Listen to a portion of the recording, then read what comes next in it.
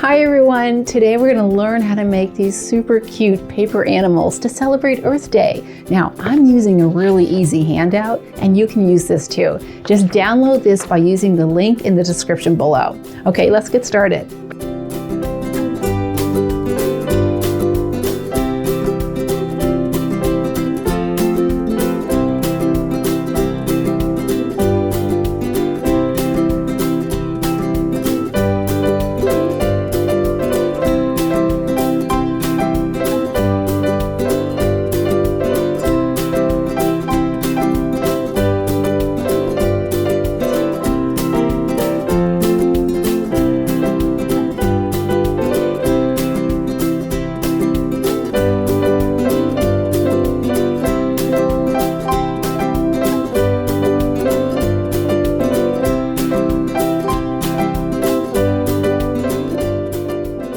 Okay everyone, here is my elephant. So I would love to see what you do. And if you've switched up the animal to make a different type of animal, I can't wait to see what you do. You could do turtles or rabbits or whales, anything you want to. I'll see you next week.